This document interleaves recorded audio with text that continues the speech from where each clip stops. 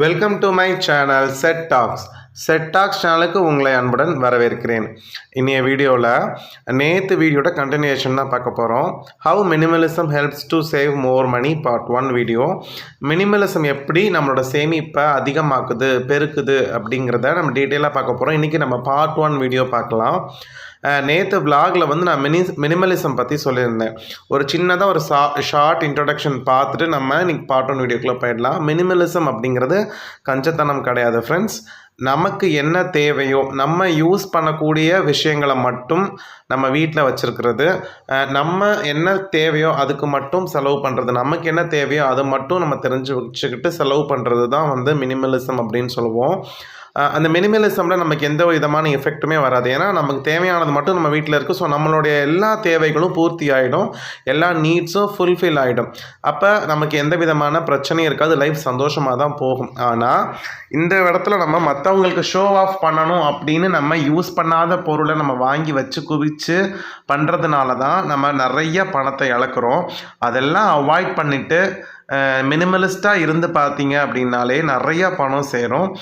இப்போ நம்ம அது நிறையா பார்ட்ஸாக வீடியோவை நம்ம பார்க்க போகிறோம். ஒவ்வொரு பார்ட் வீடியோவை நான் எக்ஸ்பிளைன் பண்ண தான் உங்களுக்கு புரியும் எப்படி வந்து மினிமலிசம் வந்து பணத்தை அதிகமாக சேவ் பண்ண முடியும்னு. வாங்க இப்போ ஃபஸ்ட்டு பார்ட்டை நம்ம பார்க்கலாம், வீடியோக்குள்ளே போயிடலாம். இப்போ மினிமலிசம், இப்போ நீங்கள் ஒரு மினிமலிசம் ஃபாலோ பண்ணுறீங்க அப்படின்னா அதனுடைய இம்மீடியட் பெனிஃபிட் என்ன அப்படின்னா ரிடக்ஷன் ஆஃப் எக்ஸ்பென்சஸ். நம்மளோட செலவுகள் ஆட்டோமேட்டிக்காக குறையும்.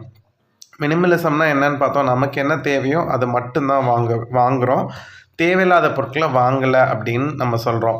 அப்படிங்கிறப்ப ஆட்டோமேட்டிக்காக நமக்கு உண்மையாக நம்ம தெரிஞ்சு வச்சுருக்கணும் நமக்கு என்ன தேவை, நம்ம குடும்பத்துக்கு என்ன தேவை அப்படின்னு நமக்கு தெரிஞ்சு அதை ஒரு லிஸ்ட்டு போட்டு நம்ம வாங்கும்போது கண்டிப்பாக வந்து பார்த்திங்கன்னா முன்னாடி நம்ம மினிமலிஸ்ட்டாக இல்லாத நாட்களில் பண்ண செலவை விட மினிமலிஸ்ட்டாக மாறினதுக்கப்புறம் ஆகக்கூடிய செலவு வந்து பார்த்திங்கன்னா குறையும். இதுதான் ஃபஸ்ட்டு பெனிஃபிட்டு. இது வந்து நீங்கள் டீட்டெயிலில் நான் உங்களுக்கு எக்ஸ்பிளைன் பண்ணுறேன். ஒரு 2-3 எக்ஸாம்பிள் சொல்லி எக்ஸ்பிளைன் பண்ணேன்னா உங்களுக்கு ரொம்பவே ஈஸியாக புரியும். அப்போ மினிமலிஸ்ட்டாக நம்ம மாறிட்டோம் அப்படின்னா நீங்கள் எந்த விதமான ஒரு முயற்சியுமே எடுக்க வேணாம், உங்களோட செலவுகள் ஆட்டோமேட்டிக்காக குறையும். ரொம்ப வந்து என்ன சொல்கிறது, கணிசமாக நல்லாவே சிக்னிஃபிகண்ட்டாக குறையும். ஏன் அப்படின்னா நம்ம என்ன செய்கிறோம், we buy only what we need. மினிமலிஸ்ட்டாக ஆனதுக்கப்புறம் நமக்கு என்ன தேவையோ அதை மட்டும்தான் வந்து வாங்குகிறோம். அது ஒவ்வொரு செலவுகளையுமே நம்ம தெரிஞ்சு வச்சுக்கணும். நாட் ஒன்லி கிராசரி, எந்த செலவு பண்ணாலும் இந்த செலவு தேவையா அப்படிங்கிறத நம்ம யோசிக்க ஆரம்பிச்சிருவோம்.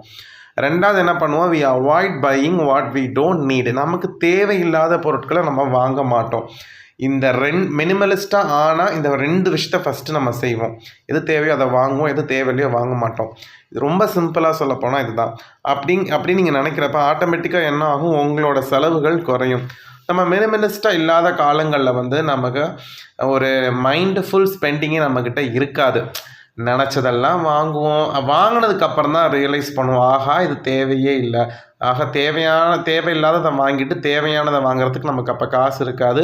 தேவையில்லாமல் வாங்கினதை வாங்கி வீட்டில் ஒரு ஓரமாக வச்சுக்கிட்டு வேடிக்கை பார்த்துக்கிட்டு ஐயோ போச்சேன்னு சொல்லி புலம்புவோம். அப்போ நம்ம மினிமலிஸ்ட்டாக மாறிட்டோம் அப்படின்னா நமக்கு ஒரு அட்டென்ஷன் வந்துடும், நமக்கு ஒரு கவனம் வந்துடும். இப்போ நான் இன்னுமே மினிமலிஸ்ட்டாக மாறலையே, நான் எப்படி மாறுறதுன்னு கேட்டிங்கன்னா இந்த வீடியோஸை கண்டினியூஸாக பாருங்கள், ஆட்டோமேட்டிக்காக நீங்கள் மாறிடுவீங்க. இந்த ஒவ்வொரு எக்ஸாம்பிள்ஸையும் நான் வந்து என் லைஃப்பில் நடந்ததை நான் உங்களுக்கு எக்ஸாம்பிளாக எடுத்து சொல்கிறேன். சரி, ஃபஸ்ட்டு ஒரு எக்ஸாம்பிள் பார்ப்போம். ஒரு மளிகை சாமான்.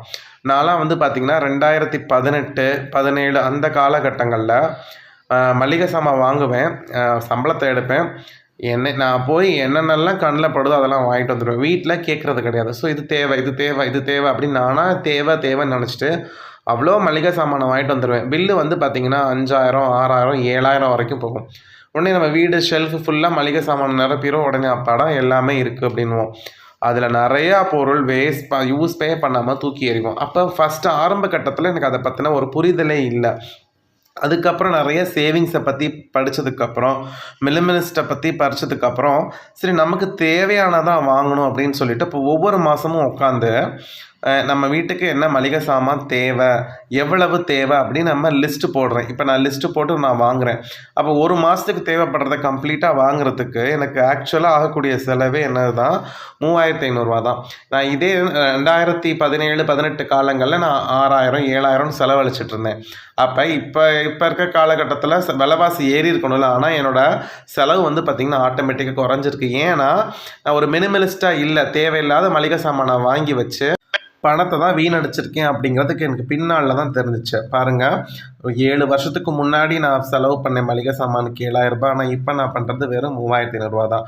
அப்போ நான் ஒரு ஸ்டெப்பு நான் பண்ண உடனே என்னோடய செலவு பாதியாக குறைஞ்சிருச்சு. அப்போ நினச்சிருந்தா எவ்வளோ பணத்தை நான் வேஸ்ட் பண்ணியிருக்கேன், எவ்வளோ பணம் ஒவ்வொரு மாதமும் நான் சேவ் பண்ணியிருக்கலாங்கிறத யோசித்து பாருங்கள். அப்போ நான் வெறும் 2000, 1500 கூட செலவை முடிச்சிருக்கலாம். இது ஒரு எக்ஸாம்பிள். அடுத்து வந்து பார்த்திங்கன்னா ட்ரெஸ்ஸு விஷயம்.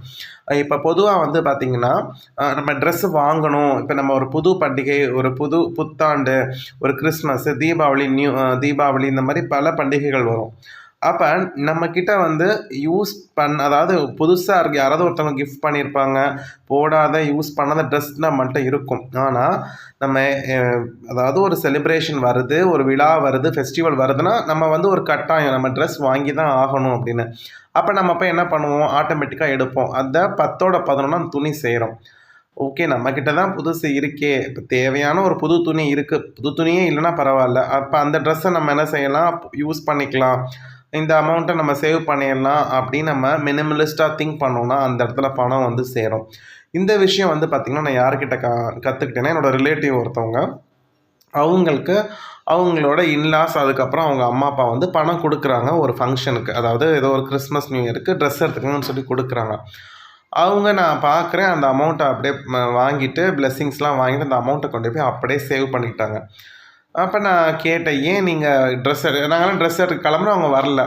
இல்லை, ஆல்ரெடி வந்து புதுசே நிறையா இருக்குது, யூஸ் பண்ணாத ட்ரெஸ்ஸே இருக்குது, வாங்கி உடுத்தாத சேலை இருக்குது. அதே மாதிரி அந்த ஹஸ்பண்டுக்கு இந்த கிஃப்டாக வந்தது, இந்த விருந்துக்கு கொடுத்த 4-5 பேர் வீட்டுக்கு விருந்துக்கு போயிருப்பாங்க, அவங்க ஒவ்வொருத்தரும் ட்ரெஸ் எடுத்து கொடுத்துருப்பாங்க. அது மாதிரி ஒரு 5-6 ட்ரெஸ் புதுசாக இருக்குது. ஏன்னா கல்யாணம் ஆன புதுசில் நிறைய பேர் வீட்டில் விருந்து வைப்பாங்க, அந்த ட்ரெஸ்ஸுகள் நிறைய பேர் கிஃப்ட் வச்சு கொடுப்பாங்க இல்லையா, அதெல்லாமே இருக்குது. அப்போ அதெல்லாமே புதுசெல்லாம் நம்ம தீர்த்துட்டு அப்புறமா வாங்கிக்கலாம் அப்படின்னு சொல்லிட்டு அவங்க என்ன பண்ணிட்டாங்க, அந்த அமௌண்ட் அப்படியே சேர்த்துட்டாங்க. அவங்க இன்லாஸ் வீட்லேயும் அவங்க அம்மா அப்பா வீட்லேயுமே பார்த்திங்கன்னா சேர்த்து ஒரு கிட்டத்தட்ட 2 பேருக்கும் சேர்த்து 10,000 என்னவோ கொடுத்துருந்தாங்க ட்ரெஸ் எடுக்கிறதுக்குன்னே, அந்த கல்யாணம் ஆன புதுசில். அப்போ அவங்க அந்த கல்யாணம் ஆன புதுசில் இந்த 10,000 கொண்டு போய் என்ன பண்ணுறாங்க, சேவ் பண்ணுறாங்க. அவங்க நினச்சிருந்தா சரி ஓகே, நம்ம புதுசாக கல்யாணம் ஆகிருக்கோம், நம்ம விதமாக போடலான்ட்டு இன்னும் ஒரு 4-5 ட்ரெஸ் எடுத்திருந்தாங்கன்னா அது எப்படியும் ஒரு 3-4 வருஷத்தில் அது பழசாக தான் இருக்க போகுது. பட் ஆனால் அது பாருங்கள், அது ஒரு இப்போ வரைக்கும் அது சேவிங்ஸாக இருக்குது.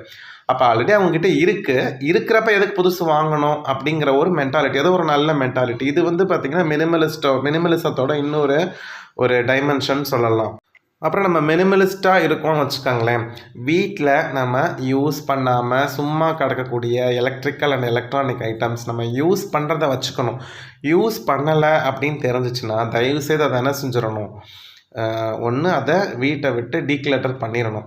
ஏன் அப்படின்னா, இப்போ யூஸ் பண்ணாமல் நிறைய எலக்ட்ரிக்கல் ஐட்டம் என்ன பண்ணுவோம், சும்மாவே போட்டு வச்சுருப்போம், எப்போயாவது யூஸ் பண்ணுவோம், சும்மா யூஸ் பண்ணுவோம், வாங்கினதுக்கு யூஸ் பண்ணியே ஆகணும்னு யூஸ் பண்ணுவோம். பார்த்திங்கன்னா அதுக்கு உங்களுக்கு ஈவி பில்லை தான் என்ன செய்யும், கூட்டிகிட்ருக்கோம் இல்லையா. அதை மெயின்டைன் பண்ணுறதுக்கு நம்ம யூஸ் பண்ணவே மாட்டோம், ஆனால் வந்து என்ன செய்வோம், மெயின்டைன் பண்ணிக்கிட்டே இருக்கணுங்கிறதுக்காக அதுக்கு மெயின்டெனன்ஸ் சார்ஜ் போடுவோம். எனக்கு தெரிஞ்ச ஒருத்தவங்க அவங்க வீட்டில் ஏசி போட்டாங்க. ஏசி வந்து அவங்களுக்கு ஒத்துக்கலை, அலர்ஜி ஆகிடுச்சு. அப்போ அவங்க என்ன பண்ணலாம், ஒன்று அந்த ஏசியை செகண்ட்ஸ்க்கு விற்றுட்டு அதுக்கப்புறம் அதை யூஸ் பண்ணால் அவங்களுக்கு அலர்ஜி வருது. அப்போ யூஸ் பண்ணாமல் தான் இருக்காங்க, ஆனால் வீட்டில் சும்மா என்ன பண்ணியிருப்பாங்க, ஏசி வச்சுருக்காங்க. அதை ஓகே நம்ம யூஸ் பண்ணல, டீக்ளட்டர் பண்ணி வேறு யாருக்காவது செகண்ட்ஸில் விற்றா அவங்களுக்கு அந்த அமௌண்ட்டாவது வரும். ஆனால் பாருங்கள், யூஸ் பண்ணலை, ஆனால் எப்போயாவது ஏசியை போட்டு ரூமை சாத்தி வச்சுட்டு வெளியில் போயிடுவாங்க. அதுக்கப்புறம் வந்து அந்த ஏசியை வந்து என்ன செய்வோம், அந்த ஏசி காற்று வெளில போகிறதுக்கு கதவை திறந்து விட்ருவாங்க. வருஷத்துக்கு 1 தடவை 2 தடவை மெயின்டைன் பண்ணுவாங்க. யூஸ் பண்ணலன்னு தெரிஞ்சிருச்சு, அப்புறம் அதை வச்சுக்கிட்டு அந்த ஏசியும் அவங்க அனுபவிக்கிறதில்ல. தேவையே இல்லாமல் மெயின்டெனன்ஸ் சார்ஜு அந்த இப்போ ஒரு மாதத்தில் 2-3 தடவை ஓட்டினா அதுக்குன்னு ஒரு இபி பில் வரதான் செய்யும். தேவையில்லாமல் பணத்தை இபி இன்ஸ்டிடியூஷனுக்கு கொடுத்துட்ருக்காங்க. அப்போ இது தேவையே இல்லாத ஒரு செலவு இல்லையா? ஒரு விஷயம் நம்ம யூஸ் பண்ணல அப்படின்னு தெரிஞ்சிட்டோன்னா அதை நம்ம என்ன செஞ்சிடலாம், வீட்டை விட்டு நம்ம வெளியேற்றிடலாம். அது மூலமாக மறைமுகமாக இந்த மாதிரி பணம் வந்து நம்மளோட செலவாகும். இது அவங்க இதே இன்கேஸ் அவங்க தூக்கிட்டாங்கன்னா, இப்போ ஒரு வருஷத்துக்கு அவங்க கட்டின இபி பில் கொஞ்சம் மிச்சம் பண்ணியிருக்கலாம், மெயின்டெனன்ஸ் சார்ஜ் மிச்சம் பண்ணியிருக்கலாம் இல்லையா? அதுதான் நான் சொல்ல வரேன். அடுத்து நான் சொல்லக்கூடிய விஷயம், நிறைய பேர் நம்மள அந்த தப்பை பண்ணுவோம். ஒரே ஐட்டம் 2, 3 வச்சுருப்பாங்க. Example mobile phone. என்ன பண்ணுவாங்க, ஒரு மொபைல் ஃபோன் வாங்குவாங்க. அந்த மொபைல் ஃபோன் வந்து விற்கிறதுக்கு மனசு வராது. அப்கிரேட் பண்ணணுங்கிறதுக்காக அடுத்த மொபைல் வாங்குவாங்க. அடுத்து இன்னொரு மொபைல் வாங்குவாங்க. 4 ஃபோன் வச்சுருப்பாங்க. ஒவ்வொன்றுத்துக்கும் சரி ஒரு சிம் கார்டை வாங்கி போடுவோமேன்னு வச்சுருப்பாங்க. அந்த ஒரு மெயின் ப்ரைமரி நம்பர் வச்சுருப்பாங்க. அந்த சிம் கார்டையோ டீஆக்டிவேட் ஆகிருந்துட்டு தேவையே இல்லாமல் ரீசார்ஜ் பண்ணுவாங்க. ஜஸ்ட் அந்த ஃபோன் இருக்கணும் அப்படிங்கிறதுக்காக. அதை வந்து இப்போ நம்ம யூஸ் பண்ணாத மொபைலை பத்திரமா பீரோவில் வச்சுக்கிறது கூட தப்பு இல்லை. ஏன்னா ஒரு ரிப்பேர் ஆனால் மாற்றுறதுக்கு ஒரு ஆல்டர்னேட் மொபைல் வேணும். ஆனால் அதுக்கு ஒரு கார்டை போட்டு ரீசார்ஜ் பண்ணிகிட்டு இருப்பாங்க. அது யூஸே இருக்காது, தேவையில்லாமல் போகும். அதே மாதிரி சில பேர் டிவி வாங்கியிருப்பாங்க, பழைய டிவியும் இன்னொரு ரூமில் வச்சு அதுக்கு ஒரு கேபிள் கனெக்ஷன் கொடுத்துருப்பாங்க, இது புதுசுக்கு ஒரு கேபிள் கனெக்ஷன் கொடுத்துருப்பாங்க. 2 டிவி 3 டிவி அதெல்லாம் நான் கண் கூட பார்த்துருக்கேன். அப்போ 3 சப்ஸ்கிரிப்ஷன் கட்டணும். ஆனால் ஏதாவது ஒன்று தான் பார்ப்பாங்க. எப்போயோ ஒரு ரூமில் உட்காந்து ஃப்ரீயாக பார்க்கறதுக்காக வந்து தேவையே இல்லாமல் பணத்தை வேஸ்ட் பண்ணிட்டு இருப்பாங்க. அது போக பைக்கு, நிறைய பேர் 2, 3 பைக் வச்சுருப்பாங்க. ஒவ்வொன்றுத்துக்கும் வந்து பார்த்திங்கன்னா பெட்ரோல் செலவு. ஐயோ இந்த பைக்கை ஓடாமல் இருக்கக்கூடாதுன்ட்டு அதுக்கு பெட்ரோல் போட்டு அது கொஞ்ச நாள் ஓட்டுவாங்க, இந்த பைக் கொஞ்ச நாள் ஓட்டுவாங்க. இந்த மாதிரி சேம் ஐட்டம்ஸ் ஒன்றுக்கும் மேற்பட்டு நம்ம வச்சுருந்தோம்னா அதை கொடுத்துட்றது தான் பெஸ்ட்டு. இல்லைனா நம்ம அறியாமல் செலவு ஆகிட்டே தான் இருக்கும். இதெல்லாமே மினிமலிசமுக்கு மாறினா நமக்கு என்ன எஃபெக்ட் கிடைக்கும், எப்படி மணி சேவிங் வந்து இன்க்ரீஸ் ஆகும், நம்மளுடைய சேமிப்பு இன்க்ரீஸ் ஆகுங்கிறதுக்கான ஃபஸ்ட்டு பார்ட்டு இது. உங்களுக்கு டீட்டெயில்டாக சொல்லியிருக்கேன், உங்களுக்கு புரிஞ்சிருக்கும்னு நம்புகிறேன். அடுத்தடுத்த பார்ட் வீடியோவில் அடுத்தடுத்த டிப்ஸை நம்ம பார்க்கலாம். அது வரைக்கும் பை ஃப்ரெண்ட்ஸ்.